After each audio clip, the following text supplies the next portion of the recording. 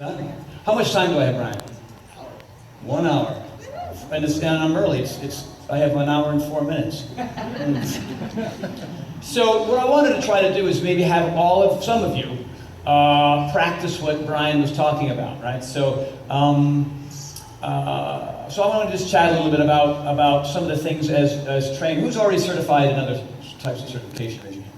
Who is not? Like this is your first certification. Oh, okay, cool.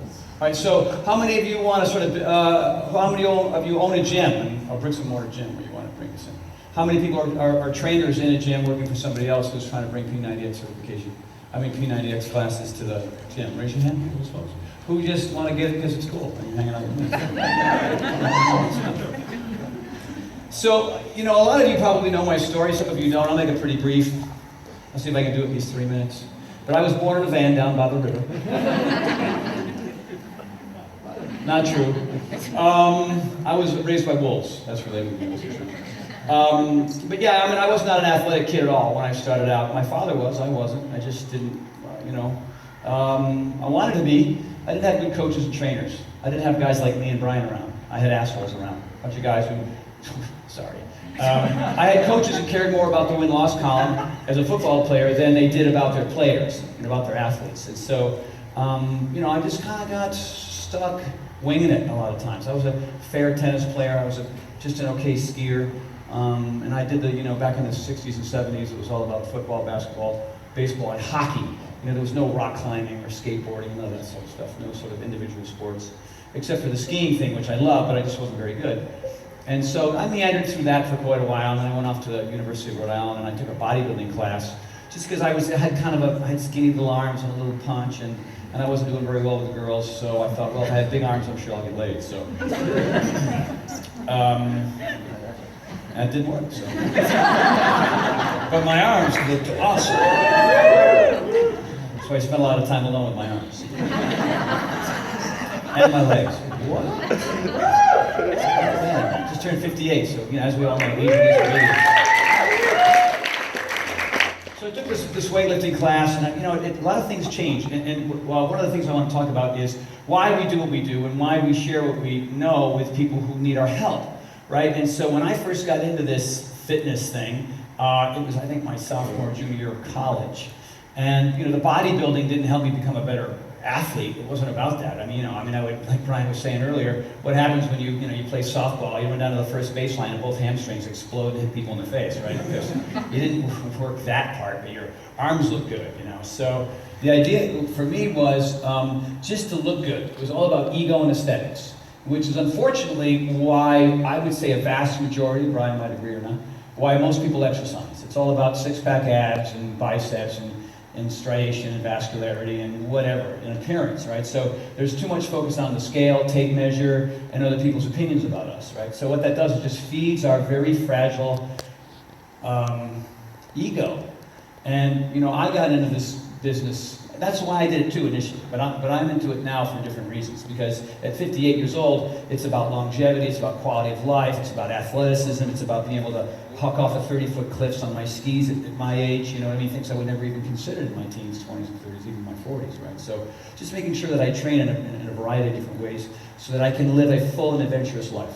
And so as personal trainers, that should be your objective. Like, why are you working with the people that you're working with? And if it's about, hey, I want bigger arms, well then tell them, go get another trainer. Well, maybe not, but try to convince them what I know. And I say, okay, you want bigger arms, well, why do you want bigger arms? And well, because, my buddies got bigger arms.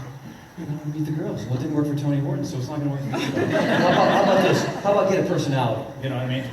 Like, go get that. Find a sense of humor, because that's what the girls want. And they like a little cash in the bank too, but I'm sorry, that's not another thing, right? So you just need to be a well-rounded individual. And so when I came out to California in 1980, there were gyms in every corner, and I hadn't had that experience back in New England. The gym was at the high school, or was at the college university on campus, but there were aerobics gyms and bodybuilding gyms. They were everywhere. It was awesome. So I fell into that culture right away because I wanted to meet more women. Like you're in aerobics class going, I'm the only guy in here. I don't know what this does, but I don't give a shit. Look at her.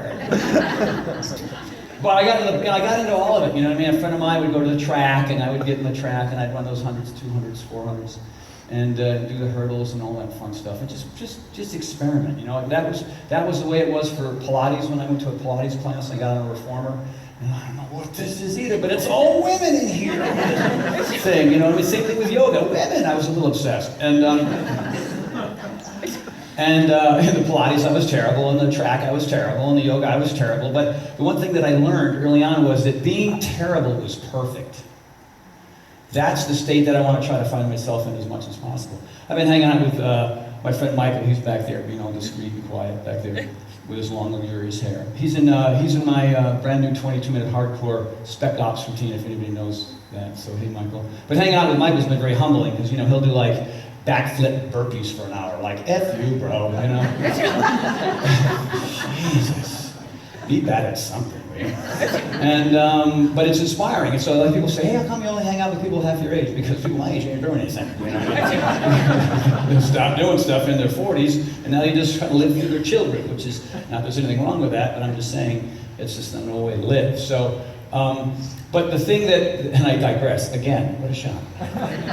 But the purpose here as trainers who want to learn about this and learn how to help people, because this isn't just for you, right? You're not just getting certified because you want to, you know, check that box. My hope and my wish is that you're going to become, you know, dozens and dozens of mini-me's. And so the idea here is to learn what you need to learn. You're working with Brian, who's one of the best in the world when it comes to, you know, technical stuff. I don't even know what a bicep is. I think it's down here, right? Is that the, what? Look at that.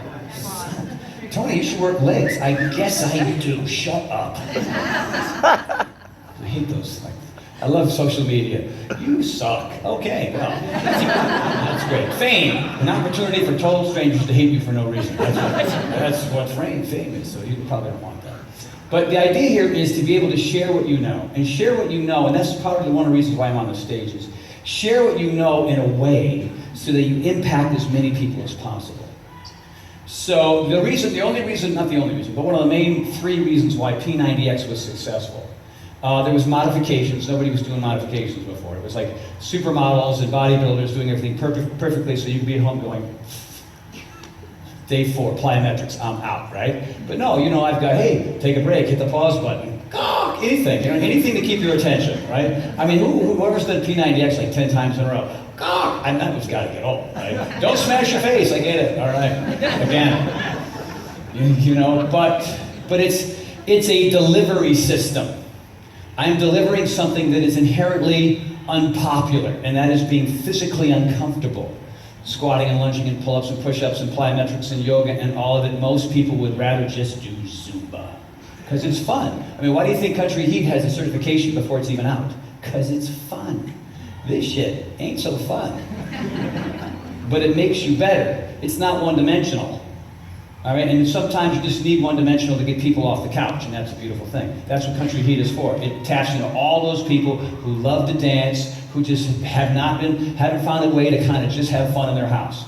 And it's gorgeous. And I hope that at some point they make their way to this, because that way they're going to go climb rocks, and they're going to get on their bike and tour Europe. And they're going to get on a pair of skis with me when we heli ski up in Canada. And I'm going to go, remember you were 300 pounds heavier, and now we're going to jump off this bitch. You ready? Boom! How's your ACL? Anyway, so we had modifications, right? And we had variety. That's the other thing about P90X. It's everything. There's 12 discs. None of them are the same. I mean, there's similarities, but it's just a lot of different stuff. And last but not least, which is what I've tapped into here a little bit, is your ability to be awesome in whatever way it is to be able to deliver that process. So some simple tips are, because you can know this stuff, but why are some coaches like 15 stars and others been at it for 5 years and they're 1 star? I mean, a lot of it has to do with effort, right? But a lot of them has to do with them maybe doing the same things over and over again, expecting different results. But there's a delivery system that's not spot on.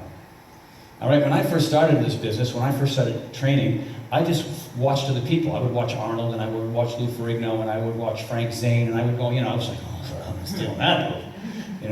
8 sets of Incline bicep curls, holy shit, no wonder your arms are so big, right? So just sort of stealing from everybody, stealing from my friends at the track who are Olympians, and stealing from bodybuilders, and stealing from, really well-known Pilates and yoga instructors and stuff like that. Ish Moran and my friend Ted McDonald, he's a floater, always has been. And so, there you go, just see if you're paying attention. Because the reason why some trainers aren't successful as much as they can be is, number one, they don't look like a trainer. All right? So, first and foremost, you have to walk into the room and people go, oh shit, that dude is got it going on. If you got a belly, I'm sorry, you're going to lose at least half of your client base. If you're not, at least if you can't see the goddamn parts you're going to be showing off, then, like I look at a fat trainer and I go, well, you're the smartest guy in the room, but you look like shit, you eat like crap, and your delivery sucks. So good luck with your 2 clients, because that's all you're going to get. You have to look like you know what you're doing in your 20s, 30s, 40s, and 50s, which also means that you should learn a little bit about nutrition science. Get off the damn sugar, the fat, the salt, the carbs, and all the things that are creating problems. Paleo, vegan, vegetarian, flexitarian, Italian, Mexican, I don't give a shit. Eat food, but look down on your plate and hope that your great-great-great-grandparents know what the hell you're doing. All right, it ain't Red Bull and Doritos. So there's a certain amount of discipline that comes with who you are when you walk into the room and you present yourself just physically. It sucks, but that's the way we are as a society. You could be the smartest cat in the room. You could have 15 degrees, all kinds of certifications. But if you're boring and you're out of shape, you're screwed. You're screwed. Maybe you'll get lucky. Maybe you got a group of people who will just love you because you're boring and you're smart. You know what I mean? But you have to be fit as crap. You have to be able to demonstrate these movements. And you got to be able to get up on a pull-up bar and knock some out. You got to be able to get down and get some push-ups in and look like you know what you're doing. I mean, obviously you're all working on your form and your function and whatnot, and that's going to be really important. You're going to be able to demonstrate that to your people. But you have to be able to demonstrate it and you have to look good. And number 2, which is probably the most important thing, is I'm not saying you have to be America's Fitness clown like me, but I'm saying that you have to go to an acting class in your community. Go to a cold reading class, learn how to read a teleprompter. Learn about 5 or 6 jokes and tell them to your friends and be good at them. These are all things that I did before I even knew I was a trainer. I mean, I was trying to be an actor, I was trying to be a movie star. That didn't turn out very good. Brad Pitt's miserable. Miserable. That one, Joanna, whatever her name, she's a psycho. Look at that. But the idea here is that you have to have a little panache. You have to have a persona that stands out, that rises above. You've got to have a little charisma. I don't have any of those things, but but you know what I'm saying? Does that make sense to you guys? Yeah. That's really, really important. And if that just seems like the scariest, hardest, most difficult thing to alter as you get into your 30s, 40s, and 50s or whatever, then that's good. Seriously, I mean, I went to cold reading classes with actors that were 10 times better than me. The page shaking, trying to read and act and do all that stuff, and I was miserable at it until I did it 1,000 times, and then I was a little bit better. Same thing with reading a teleprompter. Before, I was just so nervous before doing that. And not that you'll even be in those situations, who knows? But, who has their own YouTube channel? You're on there demonstrating stuff and showing people how to... Keep your arms up. How many subscribers do you have? 100. How many? Keep your arms up. It's a shoulder workout, isometrics. So how many on your subscribers? About 100. 100. Who has more than 1,000 subscribers on their YouTube channel? Hello? Muy importante. Do it with your damn pants off. Wear a clown hat. You know what I mean? Massage a cat for a while. I don't know. But you got to do some fun goof. Like what? Have you seen? You want people to share that stuff. Entertain. This is infotainment, people. We're doing plyo and yoga and pull-ups. Yet I'd rather smoke crack than do that. All right. So seriously, this is huge. Raise your hand if you want to be ridiculously successful. Okay. One hand didn't go up, so you might as well just leave. I'm just here to watch. So to be successful, you have to constantly, beyond the education, beyond knowing how to train people, There's got to be a lot of personal development. My library is one, Deepak Chopra, Tony Robbins, Don Miguel Ruiz, Richard Carlson, Wayne Dyer. I'd read one of the books, I'd go to a website, I'd find out where they were speaking, usually at the airport. I don't know what's at the airport. You go to like this, and you go up and you'd sit in a room like this, and people would say stuff, and you'd either take it in or you didn't. And typically 80% of it didn't apply to me, which was fine. But 20% were gems that I'm just repeating to you now. And that's really important. Who has a regular personal development sort of practice? All right, good. So you're reading those books, right? You're reading books like John Rady's Spark and different kinds of things. Because if you do that, and you need your Instagram, your Twitter, your Facebook, your Snapchat, all that bullshit. Right? You just do. I mean, that's the modern world. That's how you communicate with people. That's how you get it out there. And your stuff has to be quirky, and it has to be dynamic, and it has to be educational and inspiring. And it has to be all those things. And if that just feels like a big punch in the face, then you're in the wrong business. If you want to be successful, and everybody's hand went up except for one. So. And she left and she's smoking a cigarette.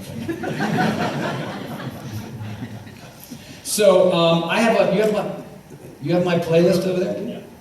Yeah. We've got about 47 minutes. And so here's what I want to do. I'm going to need volunteers. And we're going to do, all right.